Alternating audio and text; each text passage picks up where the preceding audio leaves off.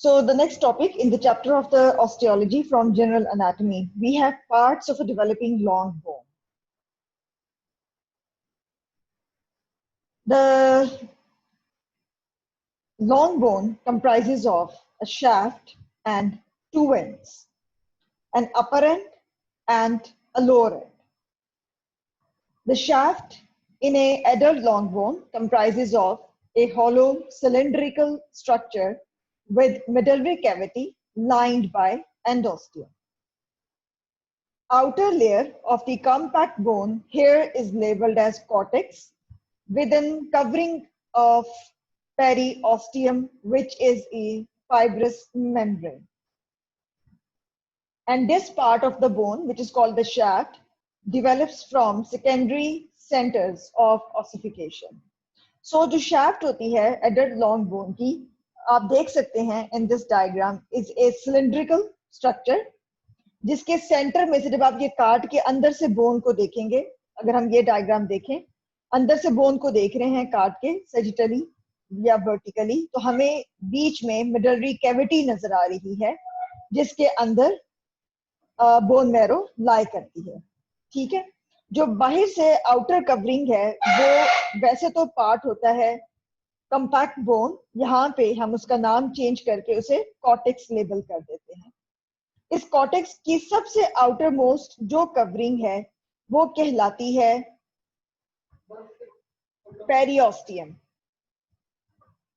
Periosteum ये जो fibrous layer होती है, ये फाइब्रस मेम्ब्रेन होती है जो कि आउटर मोस्ट कवरिंग बनाती है in the external as an external structure of the shaft of the bone, periosteum, उसके अंदर क्या पड़ा हुआ होता है? It provides passageway to the blood vessels, capillaries, lymphatics, nerves and osteoprogenitor cells, that is the stem cells for the bone, osteoblasts.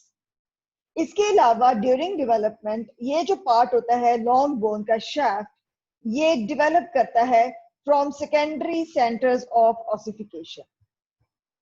Secondly, एक long bone के दो एंड्स होते हैं, अपर एंड एंड लोअर एंड, और इन दोनों जो एंड्स होते हैं इनके अंदर कौन सी टाइप की बोन मौजूद होती है? स्ट्रक्चर वाइज स्पंजी बोन, जिसको बाहर से एक thin layer of compact bone ने कवर किया हुआ होता है और फर्दर उसको बाहर से कार्टिलेज ने कवर किया होता है। किस टाइप की कार्टिलेज ने?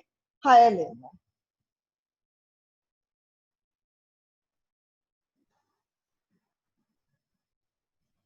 अगर आप यहाँ पे देखें तो ये आपको ब्लूइश एक आउटलाइन नजर आ रही है over the each end of a long bone, ऊपर वाले एंड पे भी और नीचे वाले एंड पे भी। ये सबसे आउटर मोस्ट लेयर है किसकी? कार्टिलेज की। कौन से टाइप की? आमतौर पे ये हाइलिन कार्टिलेज होता है, और चूंकि ये जो एंड्स होते हैं किसी भी लॉन्ग बोन के वो जॉइंट बनाने में पार्टिसिपेट करते हैं, hence the name given to the cartilage covering these articulating ends of a long bone is also called articular cartilage. The internal structure of the two ends of a long bone comprises of spongy bone covered by a layer of compact bone. Secondly, in a developing long bone, the parts of the bone are labeled as shaft here is replaced by the term diaphysis, right? The part of the shaft that lies between the upper end and the diaphysis, like in this case you can see, is called the metaphysis. The shaft in a developing long bone is called diaphysis. The part of the shaft that lies between the end of a long bone and diaphysis is referred to as metaphysis, and the ends themselves are referred to as epiphysis. Epiphysis. Epi means outer. So the outer parts of a long bone are called epiphysis. The middle part, that is the shaft region, is labeled as diaphysis, and the part of the bone that lies between the diaphysis and the epiphysis is labeled as metaphysis.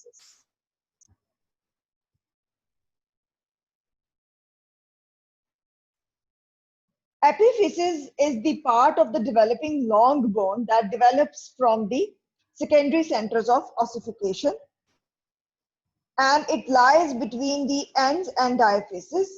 Between the ends and the diaphysis, ends means epiphysis. So between the epiphysis and the diaphysis, there is a very thin plate of cartilage during the development, and this thin plate of cartilage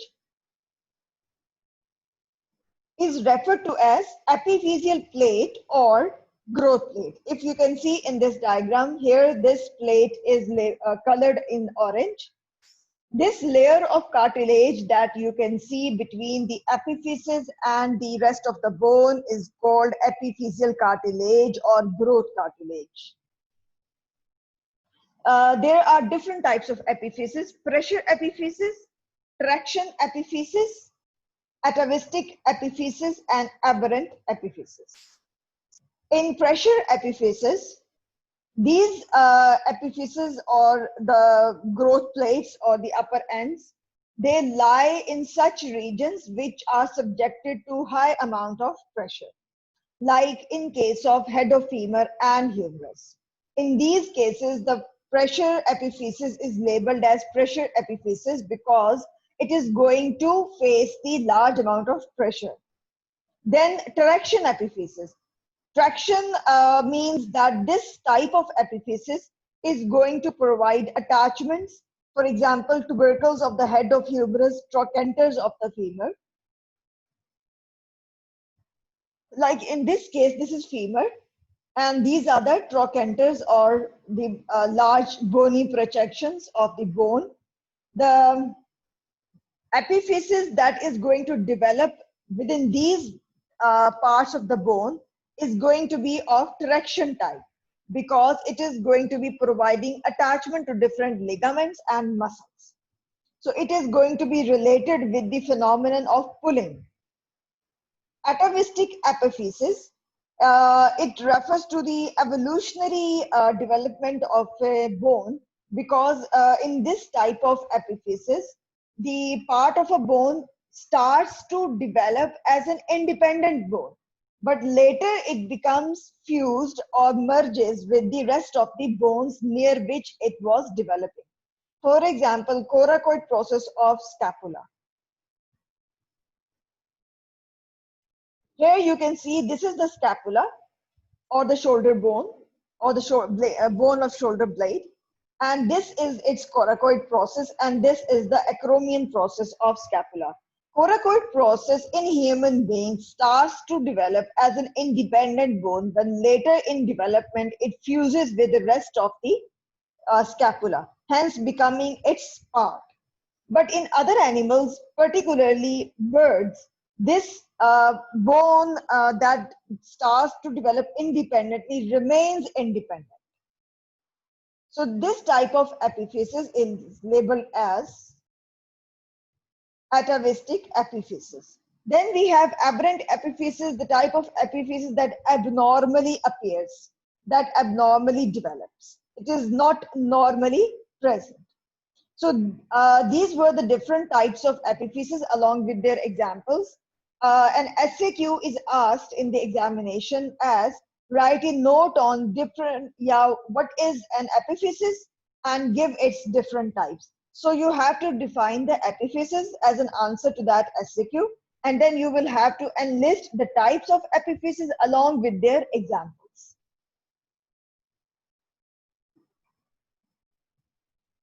Now let's start with the blood vessels of the long bone, that is the blood supply of the bones. Now starting with the blood supply of a long bone.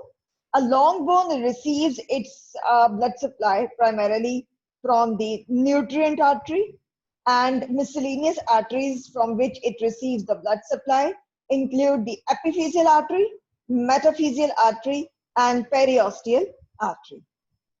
Regarding nutrient artery, this artery is basically a branch from a major artery that lies nearby a long bone. It enters the bone through the nutrient foramen. Each long bone has a nutrient foramen, a hole in its shaft, into which this nutrient artery enters the bone. It runs obliquely through the bone cortex, lying in its own canal called nutrient canal, passes into the medullary cavity where it divides into ascending and descending branches called medullary arteries. Near the epiphysis, the branches of the nutrient artery divide further into terminal branches, and here these terminal branches, since they are not participating into any type of or any kind of anastomosis with other arteries, they are labeled as end arteries, and they drain into the venous capillaries. Some of these branches, they may anastomose with metaphyseal and epiphyseal, but anastomosis at this point is usually uncommon. Branches of the medullary arteries further include central and cortical. Central for the blood into the medullary sinusoids lying within the bone marrow, and cortical branches are in the form of capillaries that pass into the bone cortex to run in the Haversian canal connected to the periosteal plexus of the capillaries.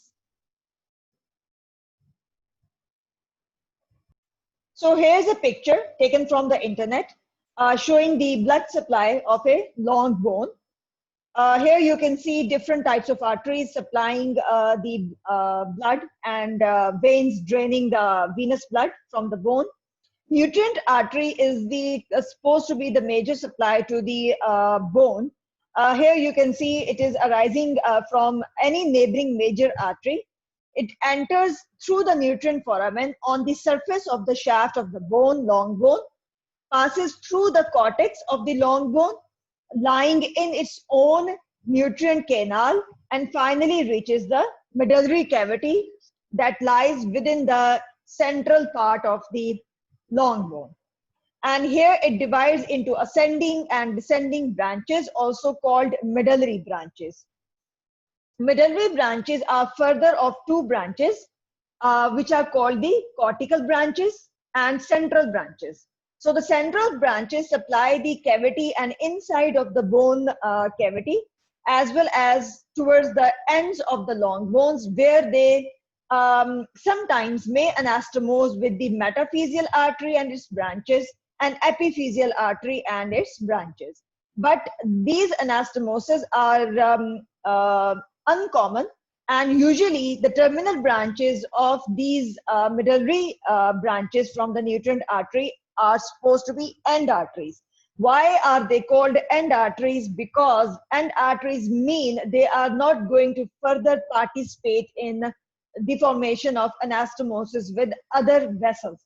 And what is anastomosis mean? What does anastomosis mean? Anastomosis mean union of two or more blood vessels with each other. This union could be between two arteries, two veins.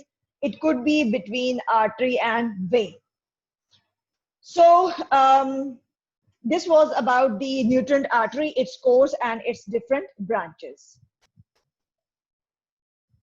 What about metaphyseal arteries? The name is indicating metaphyseal. They are going to supply the region of the long bone that lies between the diaphysis and an epiphysis. They also arise from the major regional arteries, nearby arteries. They enter the bone through many vascular foramina located inner to epiphyseal line. And they end by anastomosing with branches of the epiphyseal arteries. So that means metaphyseal arteries and their branches are not end arteries. Then we have epiphyseal arteries also arise from the anastomosis around different joints. They enter the bone through vascular foramina, again located outer to epiphyseal line. Within the spongy bone, they divide into many branches that anastomose with not only each other to form the arterial arcades. Arterial arcades means they form long, straight chains of arteries, giving rise to end arterial loops that deliver the blood to venous sinusoids.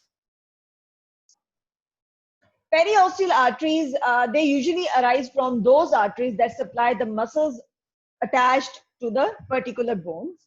And these arteries, they usually are in the form of plexuses. over and within the periosteum. And what is periosteum? That was the outermost covering of the compact bone.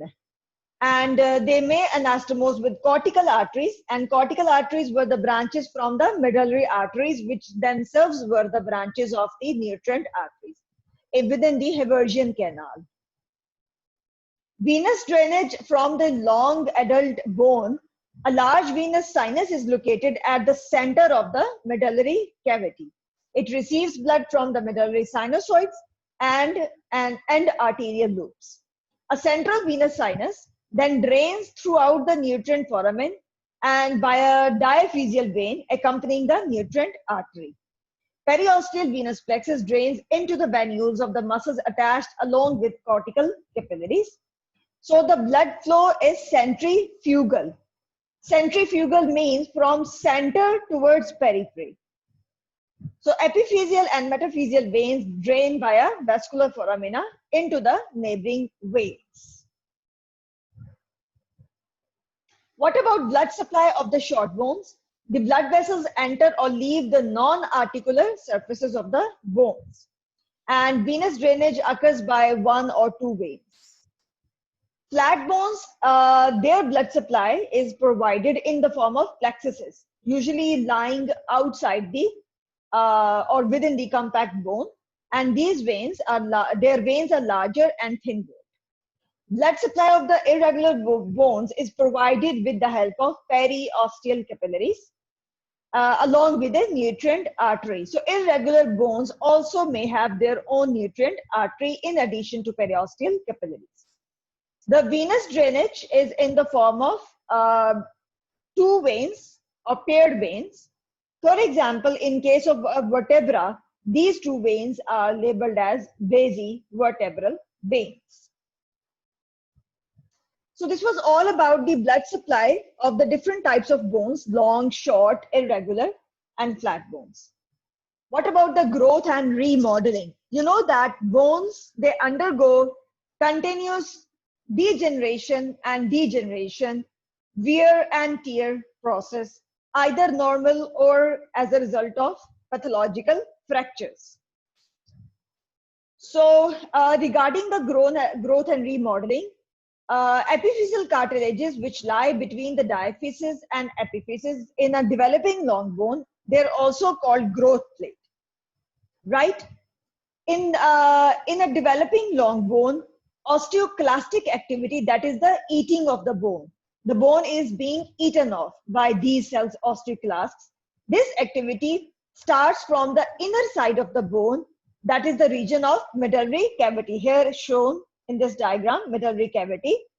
This is the region from which the eating of the bone or the osteoclastic activity will start with the help of osteoclastic cells.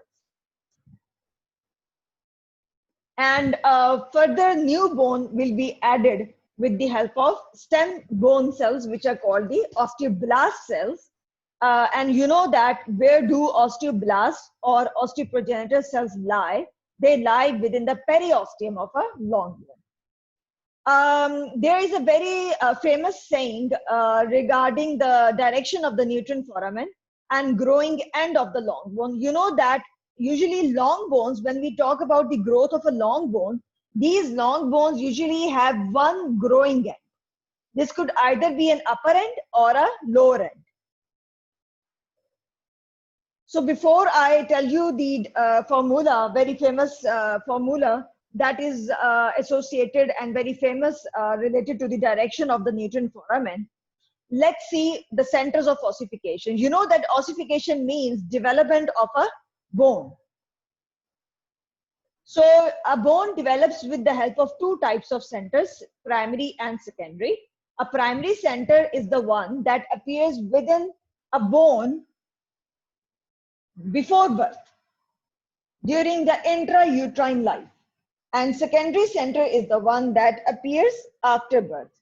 That is when the baby is delivered out of the womb of the mother, out of the uterus of the mother, and after that, this secondary center appears in the developing bone.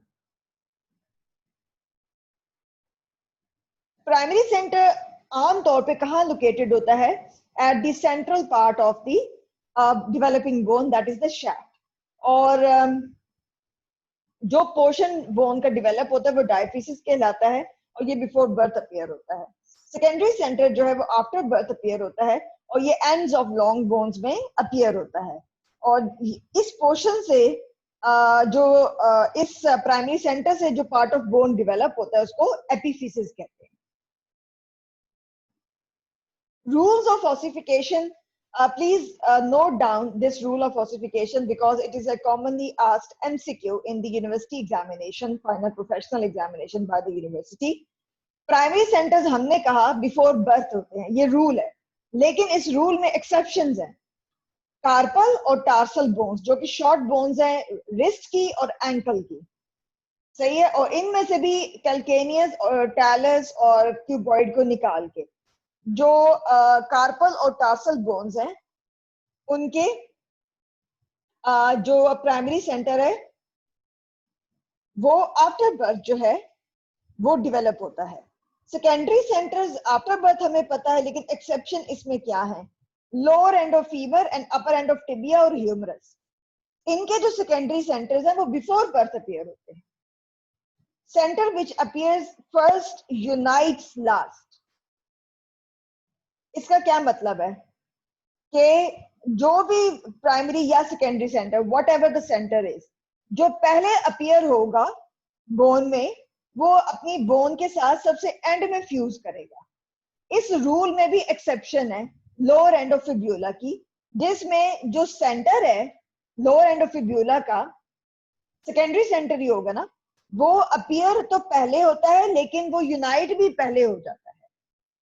So you please note down these exceptions in the general anatomy rule of ossification. These are asked in the MCQs given by the University of Health Sciences in final professional examinations. The last topic in the chapter of the bone and cartilages from the general anatomy is cartilages. What is a cartilage? It is a strong, slightly flexible, semi-rigid type of connective tissue. So again, it is a type of specialized connective tissue. Connective tissue का क्या मतलब होता है, वो tissue जो किसी भी दो सिस्टम या दो टिश्यूज को आपस में कनेक्ट करता है. तो कार्टिलेज किस तरह का स्ट्रक्चर है, ये स्ट्रॉन्ग है लेकिन फ्लेक्सिबल भी है और सेमी रिजिड है. इसका आमतौर पे काम क्या होता है, एज ए शॉक एब्जॉर्बर और मैकेनिकल सपोर्ट प्रोवाइड करना, आर्टिकुलर सर्फेसेस को कवर करना, और इसके अंदर सेल्स जो होते हैं, देखें जो बोन के मैच्योर सेल्स होते हैं उनको ऑस्टियोसाइट कहते हैं, जबकि जो कार्टिलेज के मैच्योर सेल्स होते हैं उनको क्या कहते हैं, कॉन्ड्रोसाइट्स. सही हो गया. जो बोन होता है उसका कैल्सिफाइड मटेरियल होता है जिसके अंदर उसके ऑस्टियोसाइट्स पड़े होते हैं अपने लक्यूने में, इसका मैट्रिक्स होता है जिसके अंदर कॉन्ड्रोसाइट्स पड़े होते हैं अपनी अपनी लक्यूने में. और कार्टिलेज एवास्कुलर होती है, कार्टिलेज को ब्लड सप्लाई नहीं मिलती, इसको न्यूट्रिशन जो है वो डिफ्यूजन के प्रोसेस से मिलती है. Types of cartilage, this is again an SAQ and MCQ given in the professional examination, and in fact it is one of the most frequently asked questions from the general anatomy by the University of Health Sciences. There are 3 types of cartilages. किस base पे हम cartilage की 3 types बनाते हैं, हायलिन, fibro and elastic. उनके structure की base पे कि किस टाइप का फाइबर्स मौजूद है, सेल्स मौजूद है और किस टाइप का मैट्रिक्स मौजूद है कार्टिलेज में. सो इन तीनों बेसिस पे हमारे पास 3 टाइप की कार्टिलेजेस होती है, hyaline, fibro cartilage, elastic cartilage. Hyaline is the most common one in the body. ये ट्रांसल्यूसेंट होती है और देखने में आपको ब्लूइश व्हाइट या ग्लासी अपीयरेंस देती है. स्ट्रॉन्ग है और इसका बाहर जो आउटर मोस्ट कवरिंग या गिलाफ होता है, जैसे पेरिओस्टियम था बोन का, तो इसका पेरिकॉन्ड्रियम कहलाता है. इसकी लोकेशन क्या है, ये आपको कहाँ मिलेगी, ये आपको आर्टिकुलर कार्टिलेजेस के तौर पे मिलेगी. एपिफिजियल जो कार्टिलेज हमने पढ़ी थी ना, ग्रोथ प्लेट, वो भी हायलिन टाइप की होती है. इसके अलावा हमने पढ़ा था डेवलपमेंटल क्लासिफिकेशन ऑफ बोन में कि जो स्केलेटन ऑफ एम्ब्रियो होता है, पहले मेम्ब्रेन्स बनती है फिर कार्टिलेजिनस मॉडल बनता है. तो वो जो कार्टिलेजिनस मॉडल बनता है वो भी किस टाइप का होता है, हायलिन टाइप का. फाइब्रो कार्टिलेज ये रेजिलिएंट और प्लायबल होती है. इसका काम आमतौर पे उन जगहों पे मौजूद होना होता है जहाँ पे टेंशन और शॉक एब्जॉर्प्शन की ज्यादा जरूरत होती है। सो ये आपको कहाँ मिलेगी? आमतौर पे फाइब्रो कार्टिलेज आपको मिड लाइन में मिलेगी, बॉडी के मिड लाइन में, जैसे कि इंटरवर्टेब्रल डिस्क, ठीक हो गया, दो वर्टिब्रा के बीच में जो आपको डिस्क मिलती है वो फाइब्रो कार्टिलेज टाइप की होती है। Disc of the pubic symphysis, ये बेटा आपके हिप बोन्स है। हिप बोन्स मिड लाइन में यूनाइट करती हैं जिस जॉइंट पे, उस जॉइंट के बीच में भी फाइब्रो कार्टिलेज का डिस्क होती है, तो इसलिए उसको कहते हैं डिस्क ऑफ प्यूबिक सिम्फिसिस। और वो किस टाइप की होती है? फाइब्रो कार्टिलेज की। जो हमारे नी जॉइंट होते हैं, घुटने जो होते हैं, उसके भी जो जॉइंट होता है उसके अंदर भी जो मेनिस्काई, मेनिस्काई भी ये फाइब्रो कार्टिलेज के स्ट्रक्चर होते हैं जो with in the knee joint पड़े होते हैं। लैब्रा, लैब्रा कहते हैं बेटा, ये जैसे आपको नजर आ रहा है, ये हिप जॉइंट दिखाया हुआ है आपको, ये फीमर का अपर एंड है, हेड ऑफ फीमर है, जिसको किस कार्टिलेज ने कवर किया हुआ है? ब्लूइश में जो दिखाई दी है, आर्टिकुलर कार्टिलेज ने। और ये आमतौर पे किस टाइप की होती है? हायलिन। तो अंदर ये जो आपको फोसा नजर आ रहा है ना, ये एसिटाबुलम होता है, हिप बोन का फोसा होता है ये, जिसके अंदर ये हेड ऑफ फीमर फिट होता है। तो ये आपको जो इस स्टेबुलर फोसा के जो मार्जिन्स पे आपको जो ये ब्लूइश लाइनिंग नजर आ रही है, ये ब्लूइश लाइनिंग कहलाती है लैब्रम। और लैब्रम जो ये स्ट्रक्चर जिसने कवर किया हुआ है मार्जिन ऑफ द स्टेबुलर फोसा को, किस टाइप का होता है? Fibro cartilage. इलास्टिक कार्टिलेज नाम बता रहा है, फ्लेक्सिबल है और इलास्टिक है, और इसमें कौन से टाइप के फाइबर्स होंगे? इलास्टिक फाइबर्स होंगे। इसकी एग्जांपल्स क्या हैं? ऑरिकल, पिना, एक्सटर्नल ईयर, जो ये आपका एक्सटर्नल ईयर है, इसके अंदर जो कार्टिलेज होती है वो इलास्टिक टाइप की होती है।